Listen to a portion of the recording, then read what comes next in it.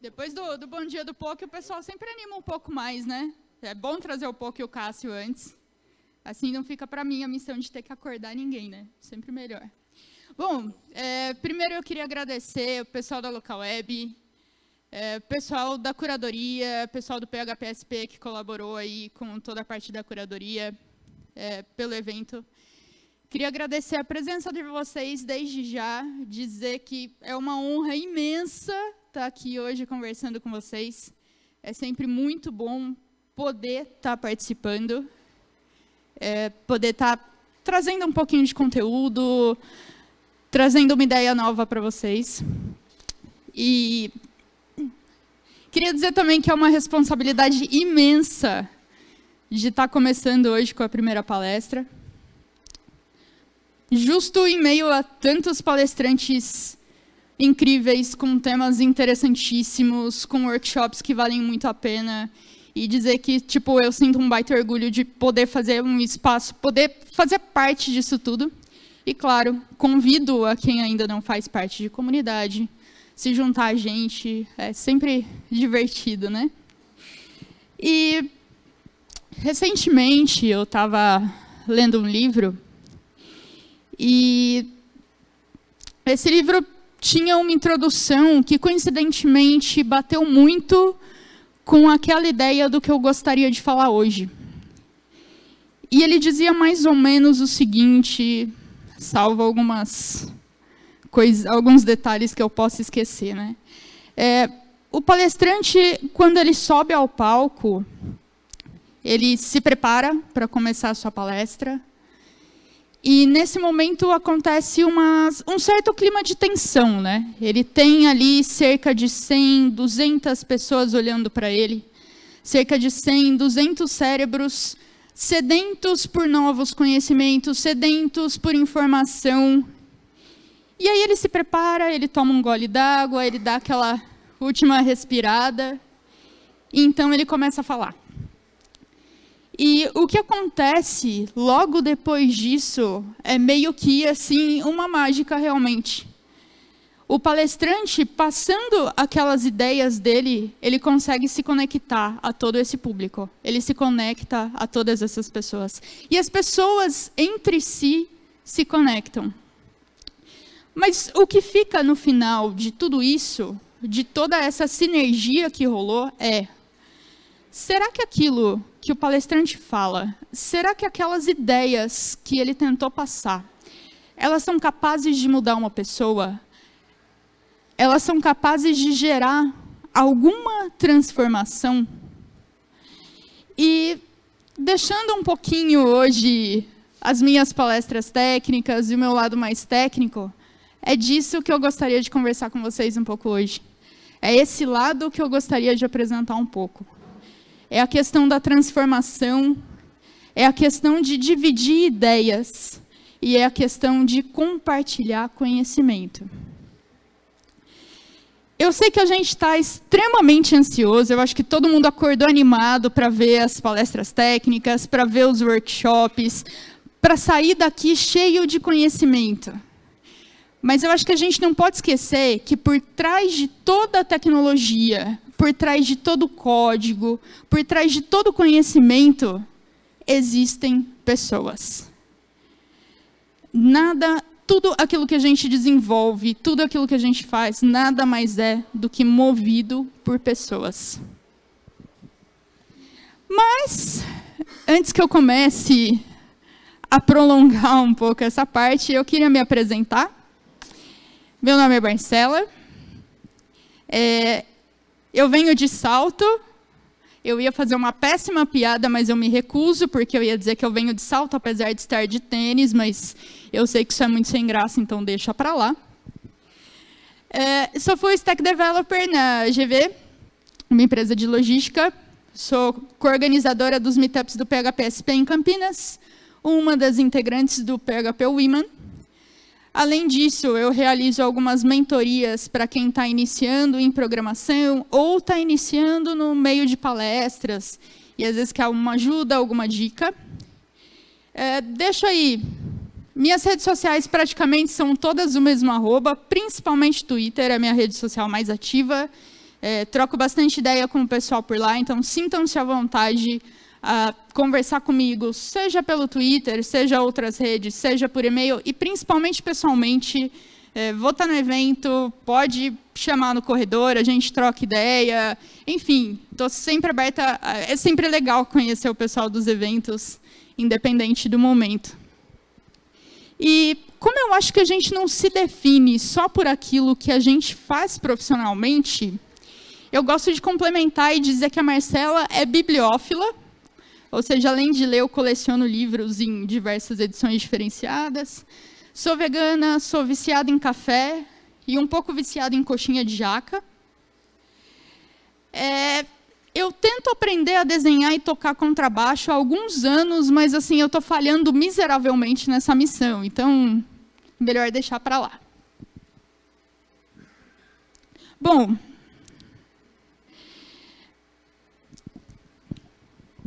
vamos lá. Há um tempo atrás, eu descobri que, além de todas essas paixões que eu comentei com vocês, que eu tenho aí, de ler e tudo mais, eu tinha uma outra paixão. Eu tinha outra coisa que começou a me mover muito. E essa coisa era justamente compartilhar ideias, compartilhar informações e compartilhar aprendizado. Eu acho que talvez a jovem Marcela de uns anos atrás sempre gostou um pouco de compartilhar as coisas, mas isso ficou um pouco mais visível e veio um pouco mais à tona há cerca de mais ou menos 4 anos atrás, quando eu estava num evento assim, como a gente está hoje, com 2 amigos.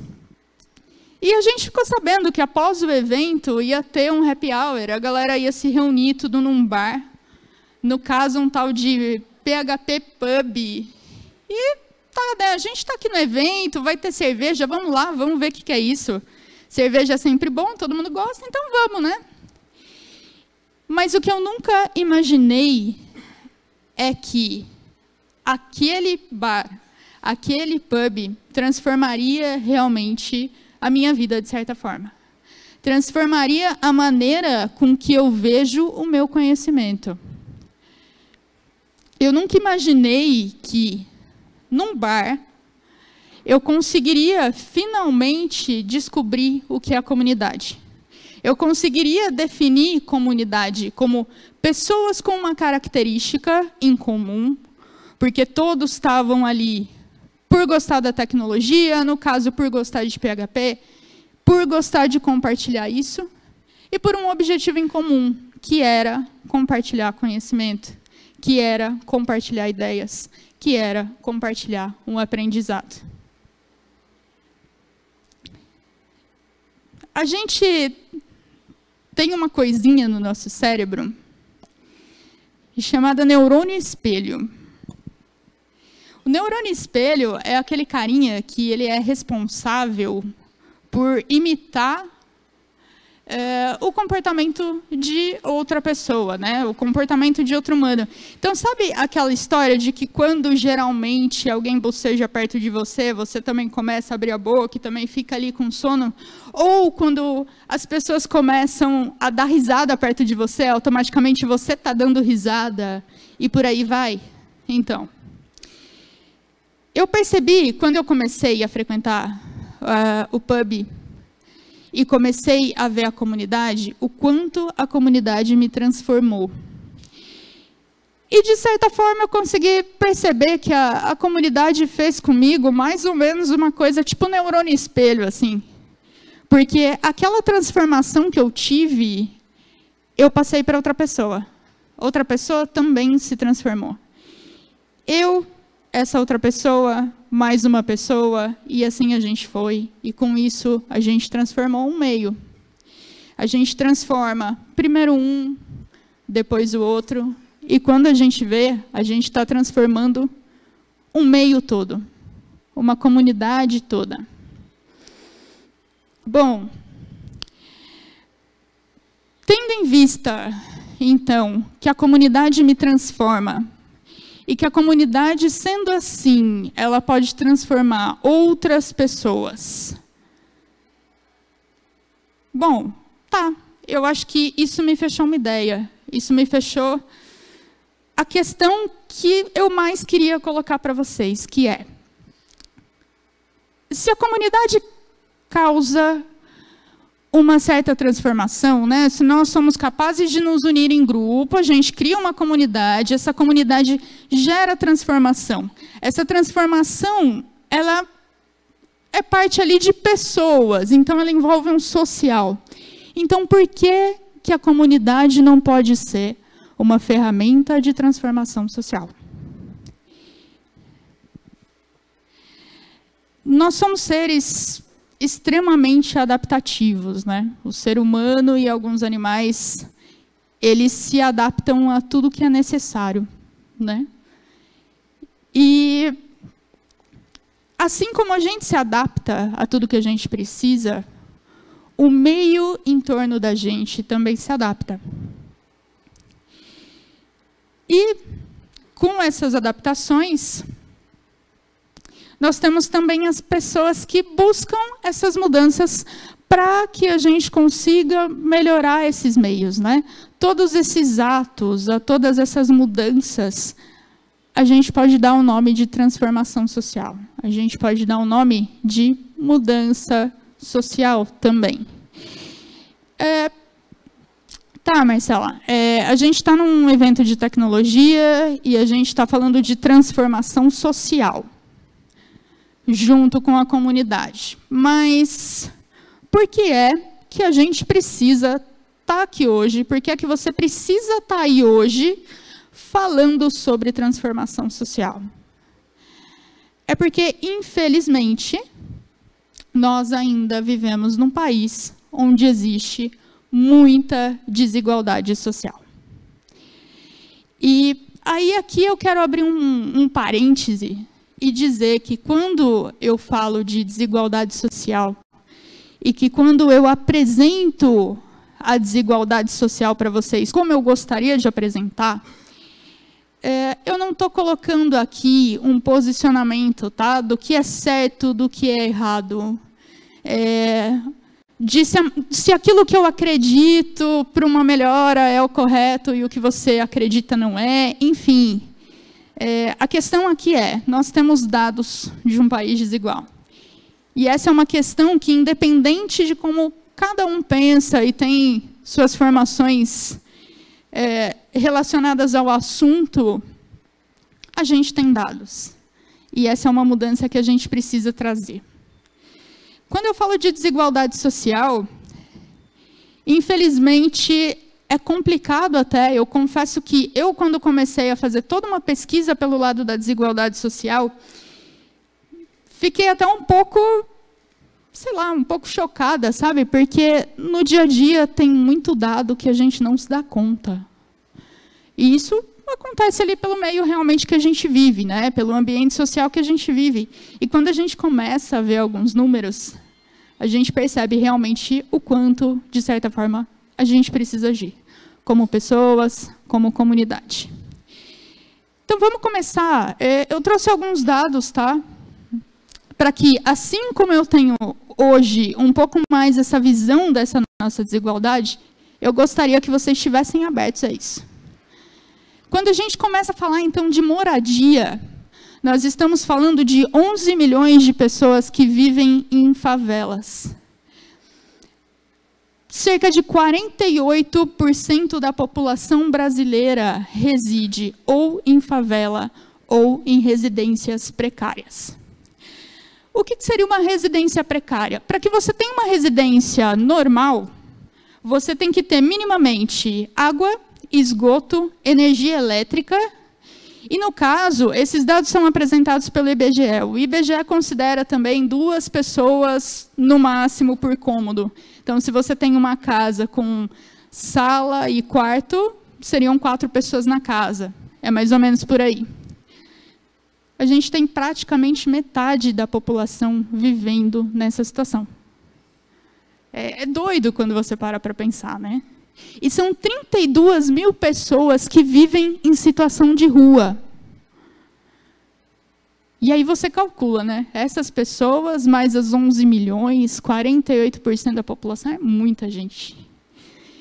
E quando a gente passa, então, a falar não só de moradia, mas fala também de poder aquisitivo, a gente chega a 56 milhões de pessoas que vivem com menos de R$ 406 por mês.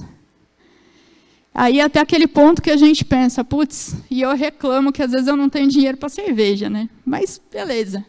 Isso significa que se eu pegar, vamos lá, o salário mínimo do Brasil hoje é R$ 998. Se você recebe entre 1 a 2 salários mínimos, você é considerado, segundo as divisões, uma pessoa de baixa renda. O que essas pessoas são, na verdade, são miseráveis. O que a gente tem é que, a cada 4 brasileiros, 1 vive na miséria. 1 vive com menos de R$ 406 por mês. E se a gente não tem moradia adequada, se a gente não tem dinheiro para viver, eu não preciso falar que a gente não vai ter comida. São 5.000 pessoas que morrem de fome ao ano. Só hoje são 15 pessoas. Né? Estatisticamente, são 15 pessoas. Só hoje. Eu acho que se eu falo de 5.000 que morrem de fome, eu nem preciso falar do número de pessoas que sofrem de subnutrição. E, para que a gente feche, digamos assim, o kit de vida básico, vamos falar de educação. 52% da população não conclui nem a educação básica. O que seria a educação básica? Fundamental mais ensino médio. A gente tem mais da metade da população que não consegue concluir o ensino médio. E se você, meu amigo, conseguiu concluir o ensino superior, parabéns. Você faz parte de 16% da população. Só 16%. Né? Esse foi um kit básico, como eu disse, das condições de vida. Mas a gente sabe que quando a gente fala da questão da desigualdade no Brasil, a gente não está falando só dessa questão. A gente está falando também de outras questões sociais, como gênero, raça e condições físicas, por exemplo. Um exemplo disso é o fato do Brasil hoje ser quem ranqueia a lista de violência contra pessoas transexuais. Junto com isso, a gente tem esse outro dado, que 82% das pessoas trans não concluem os estudos. Quando eu falo estudos aqui, eu falo mais uma vez da educação básica, né? Ensino fundamental e ensino médio. E, de todas as pessoas trans, somente 10% conseguem se inserir no mercado de trabalho. Seja pela questão de não conseguirem concluir seus estudos, seja por N outras questões. Né? Até a questão da conclusão do estudo, a gente tem aí vários pontos que batem o porquê. Mas isso é um assunto aí que se prolonga por muito tempo. Além disso, quando a gente vai para o mercado de trabalho, a gente tem situações onde mulheres comumente ganham até 20% a menos que homens que estão no mesmo cargo. Todos esses dados, inclusive, eu tenho fontes. Se alguém precisar, depois eu não coloquei no slide só para não ficar longo, mas 20% a menos para pessoas do mesmo cargo. E quando a gente já acha isso um tanto quanto complicado, a gente descobre que pessoas negras ganham até 72% menos que pessoas brancas, quando em mesmo cargo, mais uma vez. E para fechar toda essa parte da desigualdade, falando também dos deficientes físicos. 1 a cada 4 deficientes físicos não conseguem se inserir no mercado de trabalho, não conseguem uma vaga. Né? Na verdade, são 24 ponto alguma coisa por cento, quase 25, 1 a cada 4. Mas tudo bem, a gente falou de desigualdade, mas a gente está num evento de tecnologia, né? Vamos voltar para a tecnologia, então. Vamos falar um pouco mais de tecnologia. E aí eu quero trazer, então, para vocês alguns dados sobre tecnologia. O mercado de tecnologia é um mercado extremamente promissor. A gente está cansado de ver a mídia falar isso, né? A gente está cansado, inclusive, de quando fala que trabalha com TI, alguém achar que você é rico, né? Eu acho mó legal isso, às vezes. A gente tem aí um dado que diz que mais ou menos 70 mil vagas ao ano serão abertas até 2024. E pelos cálculos, a gente nem vai ter pessoas o suficiente para tanta vaga, né? A faixa salarial da galera de TI ainda é uma faixa salarial privilegiada. A gente pode ter um aqui, outro ali, que sai um pouquinho das faixas. A gente sabe que isso é um valor que varia de acordo com a região que você está. Tem vários outros fatores. Mas para mostrar o quanto é um pouquinho privilegiado, eu fiz uma pesquisa de vagas nesses sites onde a gente consegue procurar os salários, mais ou menos. E eu descobri um salário médio de R$3.000. Para desenvolvedor, no caso. E aí, eu fui atrás dos cálculos. R$3.000, legal. E eu descobri que com R$3.000, eu ganharia mais que 89% da população brasileira.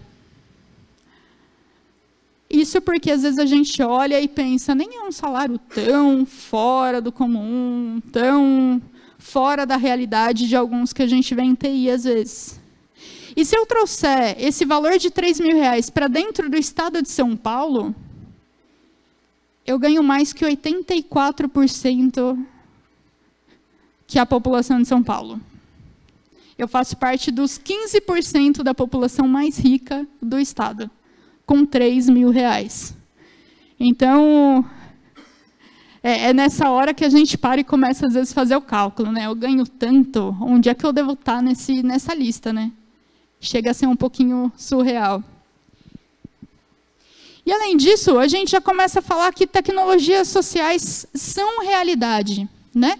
O que é tecnologia social? É um conceito que é dado para aquelas empresas que acabam se juntando à comunidade, dizendo, comunidade, sociedade local X, qual é a necessidade de vocês? Vamos criar uma tecnologia juntos? Vamos criar uma forma de envolver a tecnologia, pode ser, seja um app, vamos criar um curso para pessoas locais aprenderem sobre tecnologia e por aí vai.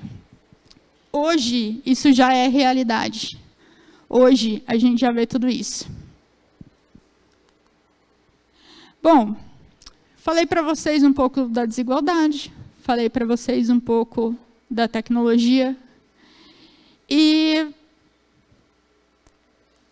bom, não sou eu que vou chegar para vocês e dar a maravilhosa notícia de que a TI vai resolver todos os problemas do mundo, que a tecnologia vai resolver todos os problemas que a gente tem. Não sou eu que vou dizer para vocês que a gente consegue deixar um mundo sem desigualdade, que a gente consegue deixar um mundinho rosa cheio de unicórnios pulando por aí. Mas o que eu consigo mostrar para vocês, quando eu vejo todos esses dados, é que quando eu transformo aquele conhecimento que eu tenho em tecnologia para outras pessoas, eu consigo trazer mais empregabilidade. Se eu trago mais empregabilidade e trago tecnologias sociais também, eu consigo melhorar as condições de vida dessas pessoas. Eu consigo melhorar as condições de vida de um meio. E assim, eu consigo gerar uma mudança social. Eu consigo gerar uma transformação. E é aí que a TI entra. E é aí que a comunidade entra. E é aí que nós, como desenvolvedores, entramos. A gente tem uma ferramenta poderosíssima na mão, que é aquilo que a gente conhece.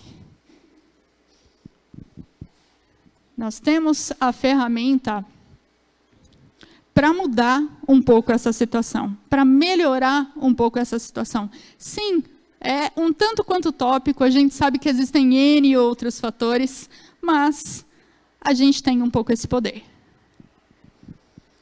Se a gente tem pessoas, empresas produzindo a tecnologia social, por que a comunidade não pode produzir tecnologia social? Por que nós não podemos olhar para tudo aquilo que a gente produz e tentar trazer uma transformação nisso tudo? Transformar realmente a vida das pessoas. Bom, tudo bem. Eu tenho, então, uma desigualdade muito grande. Eu tenho a TI como uma possível ferramenta, a tecnologia como um possível aliado para que a gente melhore isso tudo. Mas existem duas coisas que fazem com que isso se conecte, com que essa transformação social tenha uma conexão, que é a inclusão e a empatia. Falar de inclusão é uma coisa que também eu poderia ficar aqui um dia falando de inclusão e talvez ainda não seria o suficiente. Eu acho que todos vocês escutam muito sobre a inclusão no dia a dia e tudo mais. E eu acho que a gente precisa trazer a inclusão para a comunidade. A gente precisa trazer essa inclusão, inclusive focando nas diversidades que a gente tem, focando nos recortes sociais, inclusive.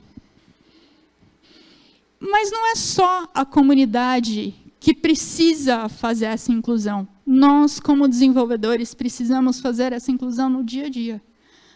Seja no nosso trabalho e seja no próprio código que a gente produz.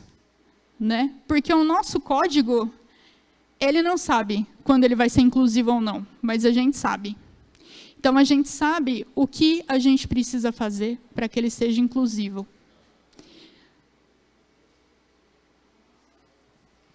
Existe uma frase, um tanto quanto famosa, que já foi atribuída a muita gente.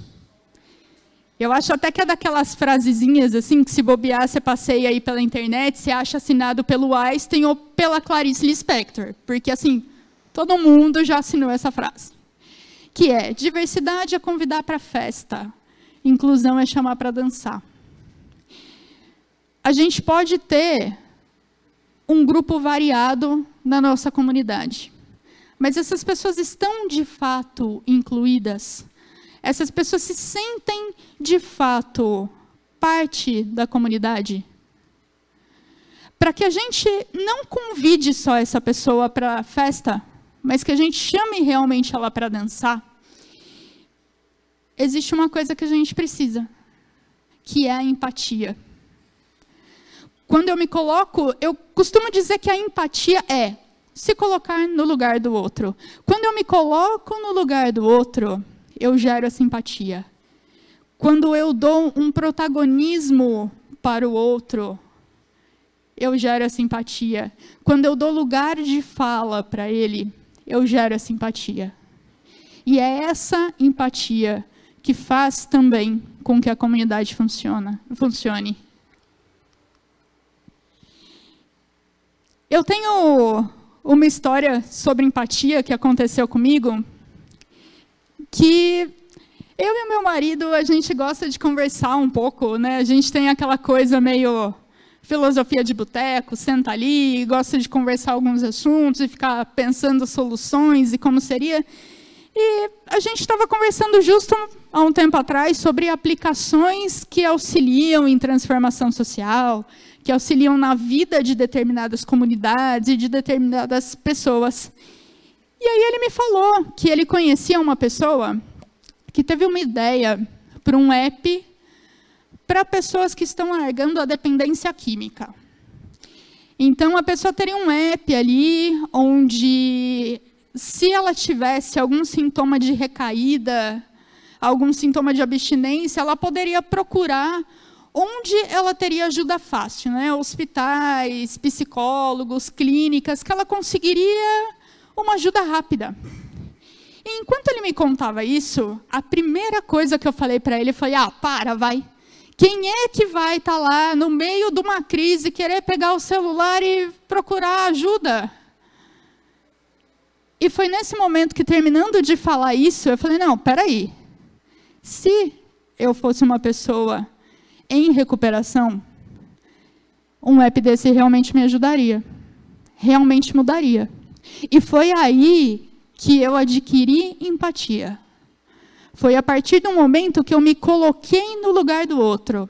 E foi a partir do momento que eu percebi que aquele outro não era mais invisível para mim. Mesmo que talvez distante da minha realidade, ele não era mais invisível para mim. Assim como, às vezes, outros recortes sociais acabam sendo invisíveis para a gente. Assim como as necessidades de outros grupos acabam sendo invisíveis para a gente. Então, a empatia mudou o meu discurso. E a empatia muda discursos. E aproveitando aí que a gente está no finalzinho, né, do Setembro Amarelo, tem um caso de empatia bem interessante. Caso vocês não conheçam, essa é a Aline. A Aline é lá do Rio. E a Aline teve empatia por uma causa. Uma vez, pelo que ela me contou, ela estava conversando com uma pessoa que demonstrou um certo preconceito sobre o assunto suicídio. E ela percebeu o quanto era importante que as pessoas entendessem por que algumas pessoas chegam a essa condição, por que algumas pessoas pensam em suicídio, verdades, mitos, e foi aí que surgiu o Tá Tudo Bem.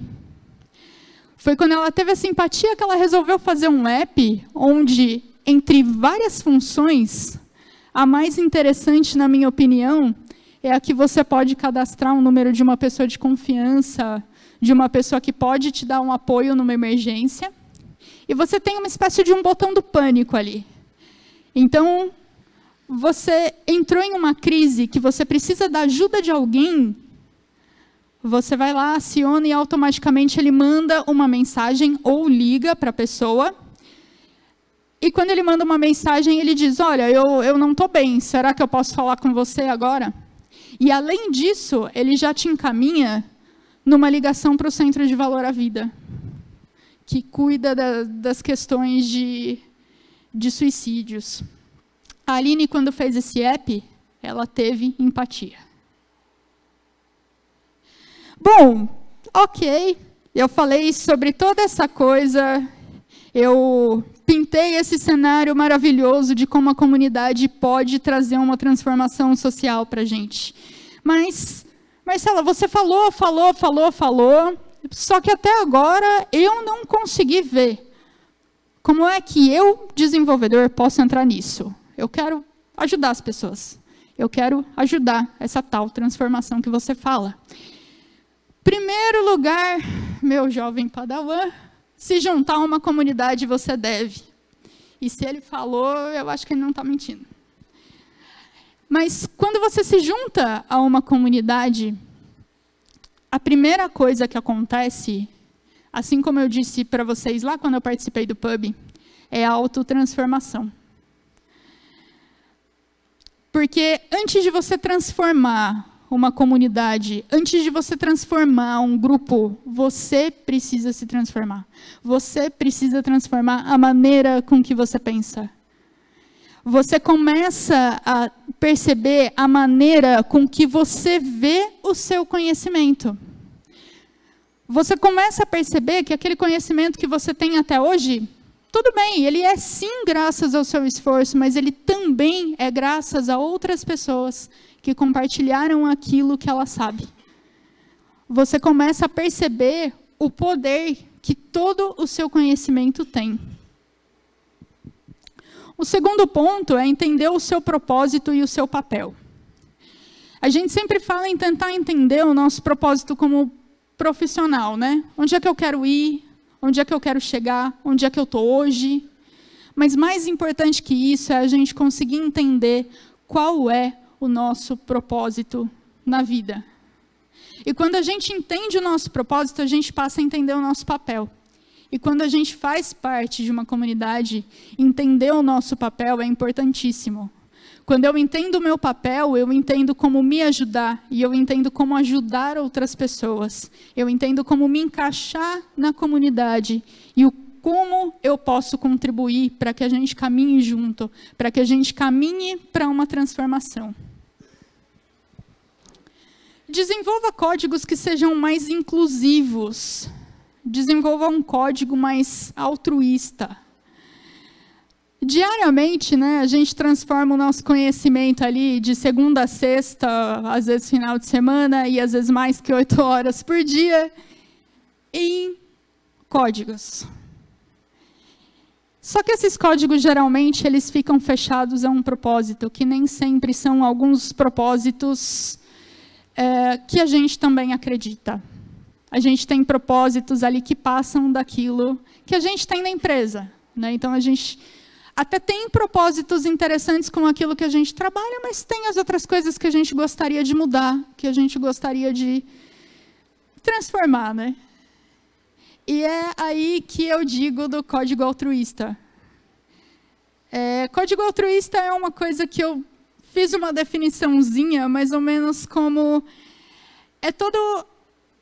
Quando a gente pega, né, aquilo que a gente conhece, o tempinho que a gente tem, e a gente produz aquilo que pode auxiliar pessoas, que pode transformar a vida de pessoas. E uma coisa é fato, a comunidade é feita de códigos altruístas. Ah, mas parte da comunidade, a comunidade não desenvolve só tecnologias sociais. Não, mas a partir do momento que a comunidade compartilha algo, ela está fazendo um código altruísta. Alguns exemplos de códigos altruístas que deram certo, até mesmo em empresas. Eu trouxe 3 exemplos um pouquinho diferentes. Um deles é o Be My Eyes. Para quem não conhece, o Be My Eyes é uma aplicação onde você empresta os seus olhos para uma pessoa deficiente visual. Basicamente, você é um voluntário que, em alguns momentos, recebe uma ligação onde você faz uma videoconferência e, através dessa videoconferência, você é os olhos desse deficiente visual.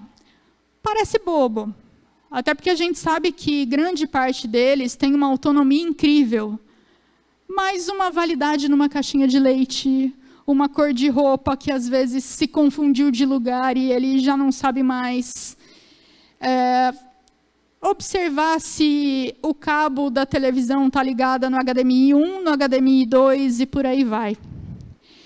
A Be My Eyes é uma empresa fechada, mas que tem esse app gratuito para a sociedade.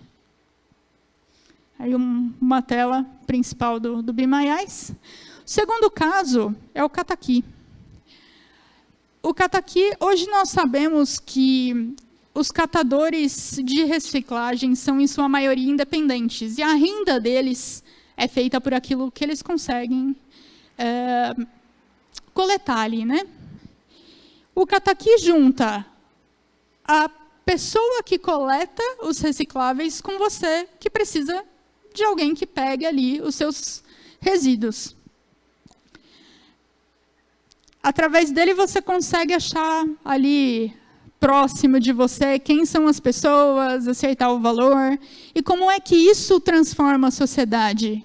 Você ajuda na renda de uma pessoa que, muitas vezes, faz parte daquela pessoa lá que vive com menos de R$406 por mês.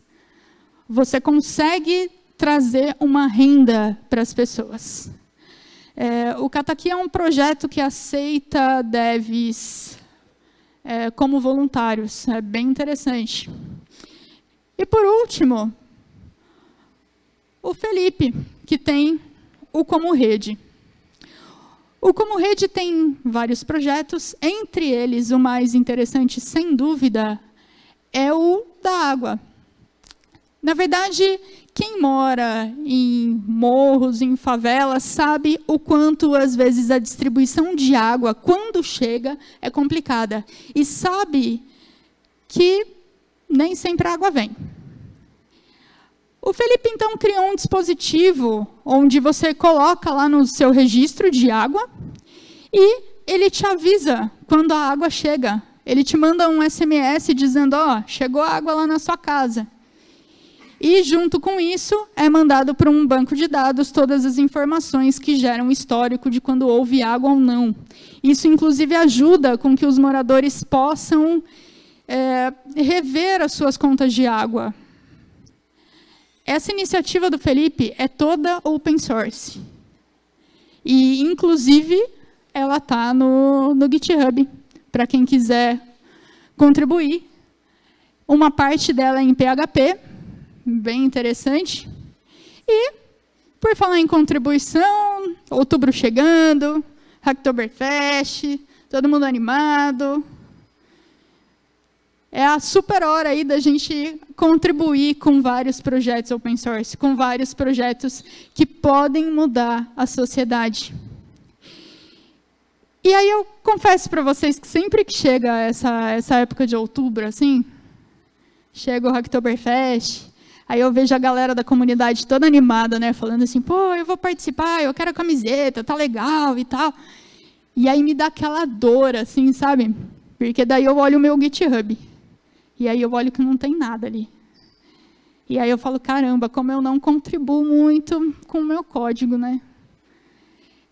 Então, peraí, eu venho aqui, eu falo para vocês que vocês precisam contribuir com a comunidade, eu falo para vocês que contribuir com a comunidade traz transformação, e eu mesmo não faço isso.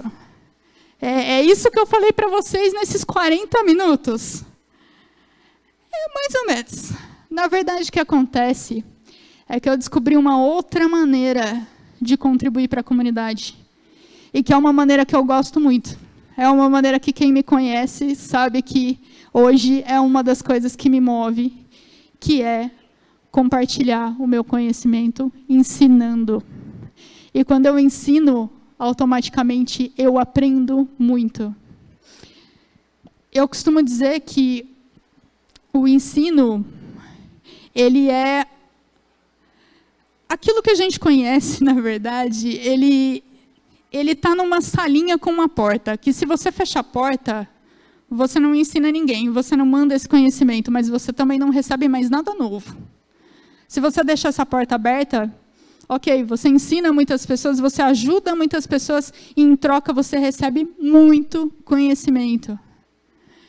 Ah, Marcela, mas assim, eu acho que eu não tenho tanto conhecimento para contribuir com a comunidade. Ou eu estou começando agora, ou eu não me sinto tão seguro. Eu acho que eu ainda não tenho conteúdo para, sei lá, dar uma palestra. Espera aí, tem uma única coisa que, disso tudo, eu quero que vocês se lembrem, que é, na comunidade não existe grau de conhecimento. Não existe eu conheço ou eu não conheço. Existe quem aprende e quem ensina. E muitas vezes pode ser, inclusive, a mesma pessoa. Então, assim, vocês sempre estão aptos a contribuir com a comunidade. E, às vezes, quando as pessoas me perguntam, né, mas você gasta uma parte do seu tempo ajudando pessoas que estão começando, ou que querem palestrar, você gasta um tempo montando palestra, tudo isso em troca de quê? Por que você faz isso? Bom, em troca de quê? Com certeza transformação social também. Mas eu costumo dizer que compartilhar conhecimento é a melhor forma de ativismo. E, às vezes, quando eu falo ativismo aqui, pode parecer até um termo um pouco pesado, né? Mas ativismo nada mais acaba sendo do que uma argumentação prática daquilo que você acredita e daquilo que você quer mudar. E eu acredito que compartilhando conhecimento eu posso muito mudar a vida das pessoas. Porque lembra lá quando eu falei que a gente tem uma ferramenta nas mãos? Que a tecnologia é uma ferramenta que a gente tem? É mais legal ainda quando, ao invés de só eu usar essa ferramenta, eu posso compartilhar essa ferramenta com alguém. Eu posso fazer com que a pessoa construa uma ferramenta para ela. Porque se tem uma coisa que, ao longo de tudo, a gente nunca vai perder, é aquilo que a gente conhece. Então, eu sei que quando eu compartilho o meu conhecimento e dou o meu conhecimento para alguém, isso a pessoa nunca vai perder. Isso a pessoa com certeza leva para a vida dela. E quando eu compartilho conhecimento, eu empodero pessoas. E a comunidade precisa empoderar pessoas. É mais do que urgente, é mais do que necessário que nós empoderemos pessoas. Quando a gente empodera alguém, a gente dá esse espaço para que a pessoa lute pela conquista dela, para que ela perceba o quanto ela é capaz de se transformar e transformar outras pessoas, e transformar um meio.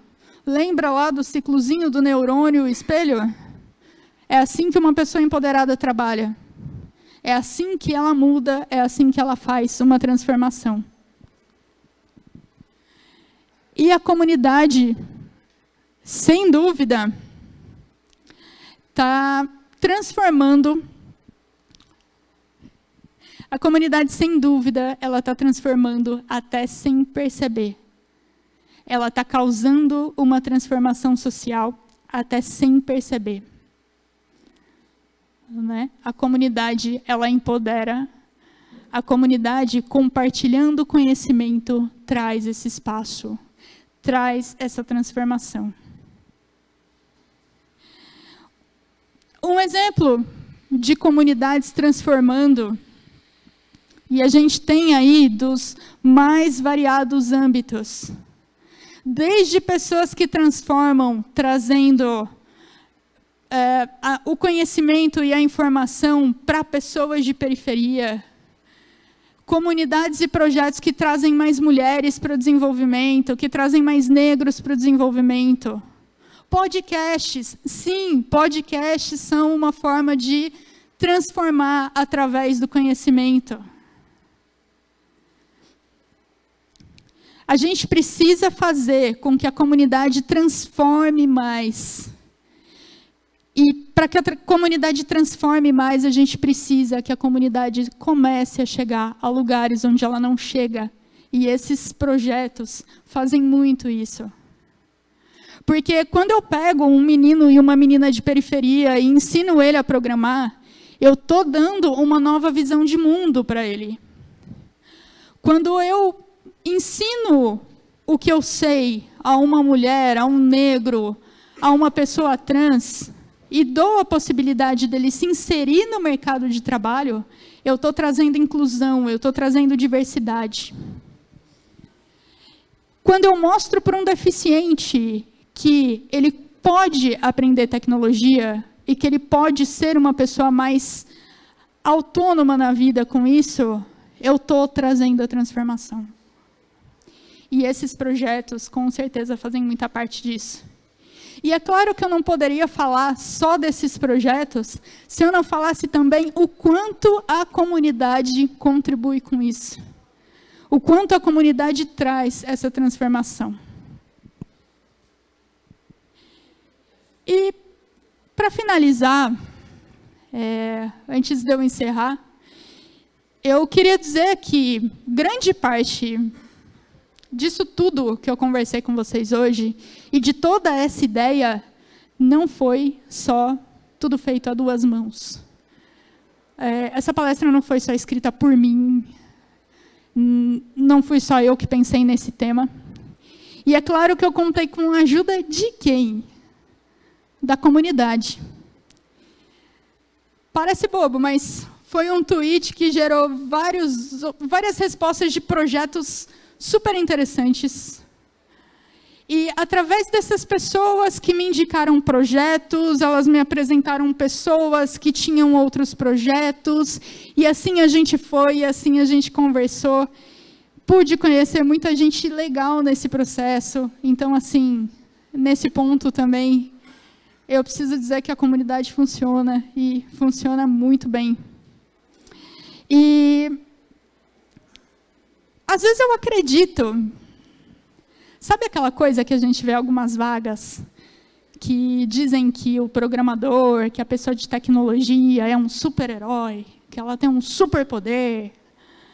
Às vezes eu acredito que realmente nós somos um pouquinho super-heróis e que cada um de nós, quando se junta à comunidade com o nosso superpoder, a gente consegue ter uma liga muito... Não pode falar palavrão. Uma liga muito legal. Só que a gente tem que lembrar que, como já dizia o tio Ben, com grandes códigos vem grandes responsabilidades. E é sobre esse código responsável que eu quis conversar e que eu quis trazer para vocês. E é olhando para tudo isso e para todas essas transformações que eu posso dizer que a comunidade existe. É através da transformação que eu tive da comunidade, é o que eu acompanho da comunidade no meu dia a dia, que eu posso dizer que a comunidade existe. E é através de tudo que eu caminhei com a comunidade e que eu vi de transformação, que eu mudei e que eu vejo outras pessoas mudando, por toda a transformação do meio, toda a parte social, que eu posso dizer que a comunidade transforma. E, por fim, eu posso dizer, sem dúvida alguma, que a comunidade funciona. E é isso. Obrigada. Salva de palmas para a Marcela, pessoal.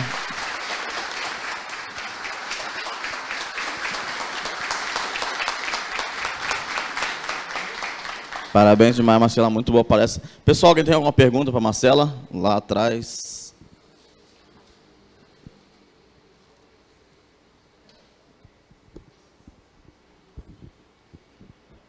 Antes de mais nada, obrigado pela palestra. É um tema muito interessante que eu não costumo ver nos eventos de tecnologia. No caso, eu não vou fazer uma pergunta, vou fazer só um relato rápido mesmo do porquê que a comunidade funciona. Basicamente, eu, em 2016, 2017, eu estava tão desacreditado da tecnologia que eu estava a ponto de desistir da carreira. Foi aí que eu conheci a comunidade, no caso o PHPMG, ao qual eu participo, organizo hoje. E desde então, a minha carreira transformou de uma forma que hoje eu posso também virar e falar que a comunidade funciona. Tanto que eu comecei como só indo ver as palestras e tal, como quem não estava querendo nada. Hoje eu organizo a comunidade junto com o Júnior Grosso, o Jansen, que está aqui também, outros que ajudam na comunidade. E sim, a comunidade funciona. Ele é um elemento que transforma as pessoas, não só do ponto de vista profissional, mas como pessoas também. A gente passa a ter mais empatia pelo outro, que é justamente aquilo que você falou. Então eu queria deixar esse depoimento.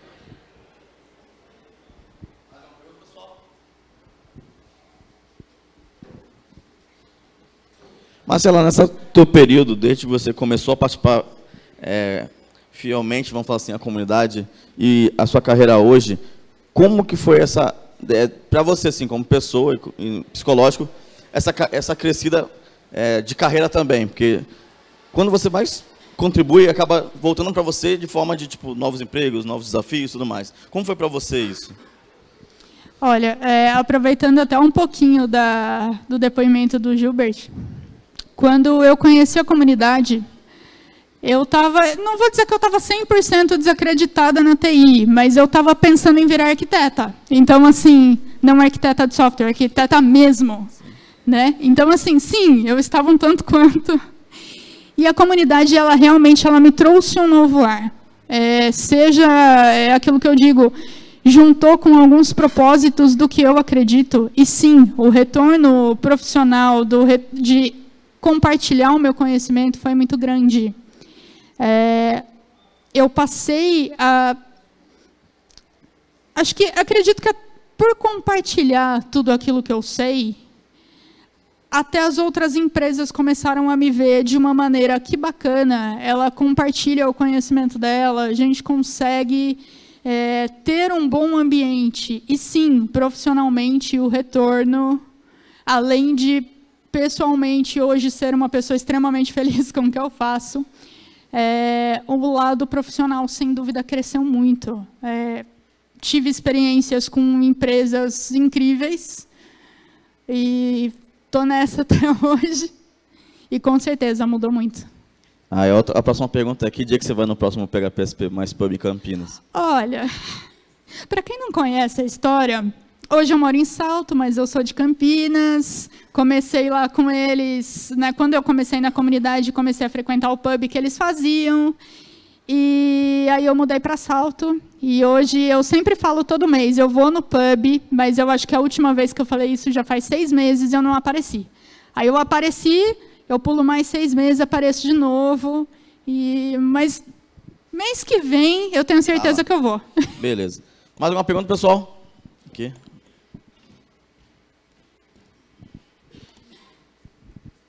Marcela, tudo bem? Parabéns pela palestra. Eu achei assim excelente, né? Uma palestra que toca a gente que participa de comunidade, que toca a gente que pode-se dizer que quando pequeno, né, a gente não tinha tanto acesso quanto a gente tem hoje. Isso é um negócio muito interessante, isso me toca bastante porque a comunidade faz parte da minha vida e isso mudou a forma como eu enxergo a vida e como as coisas funcionam para mim, né? Para quem não sabe, eu moro em Guarulhos, né? Eu moro num bairro de periferia lá. E a vida que eu tive quando criança foi uma vida honesta, muito boa. Contudo, eu vi vários amigos, colegas de escola, tendo problemas com, a gente sabe, né? Criminalidade, drogas, entre outras coisas. E a parte de tecnologia trouxe uma transformação na minha vida assim fantástica, né? Como você disse, como você mostrou o exemplo de salários da área de computação, né? Chega a ser gritante, né? Um valor que um desenvolvedor ganha de uma pessoa, cara, que faz um trabalho comum no dia a dia. E assim, obrigado por essa palestra, né? Ela toca o pessoal em várias formas, né? Toca a gente, principalmente no ponto de empatia, de se colocar no lugar das pessoas, de entender como isso é importante para a gente, como isso é importante como agente transformador de vidas, né? É mais depoimento, né? Quando o Abdala fez uma palestra aqui em 2017, eu externei, né, toda essa mudança que isso aconteceu para mim, mas é basicamente um obrigado. Se você tiver alguma coisa para falar a respeito mais sobre o assunto, assim, eu ficaria agradecido. Mais alguém?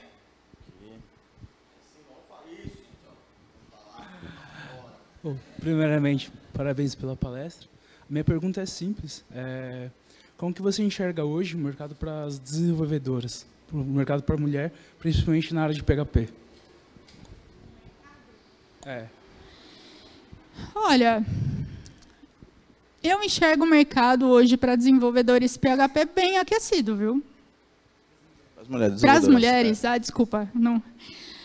O mercado para mulheres hoje, vamos lá. Sim, nós temos poucas mulheres ainda que estão na área, né? Então, o mercado para mulher hoje ele está bem mais aberto. Eu mesma trabalho com uma mulher já nas 2, 3 últimas equipes que eu passei, eu já não era a única. Então a gente vê esse crescimento.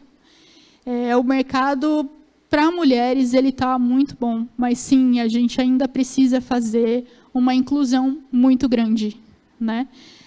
Sobre a questão salarial que eu comentei, daquela porcentagem de diferença, isso a gente escuta, infelizmente, o relato em todas as áreas.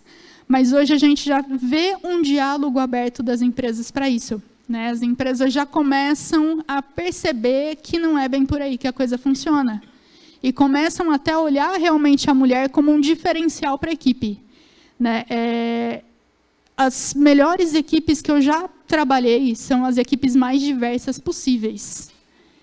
E hoje o mercado de PHP, o mercado de tecnologia no geral e o mercado de PHP tem enxergado muito isso. Tem sido bom.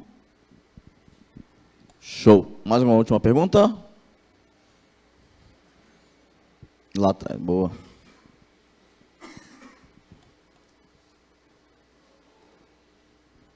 Obrigado. Primeiramente, parabéns pela palestra. Eu queria saber mais informações sobre o código altruísta. Por exemplo, como a gente pode se envolver, além de participar da comunidade, mas assim, são startups, são empresas, são entidades, células que movimentam esse mercado? Então, na verdade, o código altruísta foi uma denominação que eu acabei ali dando para chamar essa questão, não vou dizer necessariamente do software livre, mas do software da aplicação que alcance mais pessoas possíveis, né? Então, por exemplo, quando você tem um app pago, você geralmente restringe, né, um pouco o público. Quando você tem algo mais aberto, você consegue atingir mais pessoas. Quanto a como começar com esse tipo de código, né, que foi a sua pergunta, sim, comunidade, sem dúvida. GitHub, a gente sempre encontra vários projetos interessantes onde a gente pode ajudar. E um ponto que eu sempre gosto de colocar, a gente sempre tem guardado uma ideia que pode ser útil e que pode ajudar as pessoas. Então, às vezes, conseguir encontrar outras pessoas que estejam a fim de participar dessa sua ideia também é um caminho, né? São basicamente esses pontos. Show. Então, uma salva de palmas para a Marcela. Uhul. Muito bom, muito bom, muito bom. Muito obrigado novamente. Tipo, a comunidade é tão importante que eu sou casado hoje em dia por causa de comunidade, então pode ser que não seja tão bom para vocês também. Mas, galera, agora temos 2 palestras da hora. Na verdade, tem uma palestra e um workshop. Então, um workshop de PSR3 com monologues, lá acontecendo na salinha do workshop. Quem quiser colar lá, fique à vontade, já tem 15 vagas, se não me engano. E também agora iremos para a palestra do Adiel. Eu vou falar um pouco sobre PHP internos, como funciona, qual é o rolê desse daí. Então, uma salva de palmas agora para o Adiel Cristo. Salva de palmas para ele. Veio lá da nossa Bahia, querida.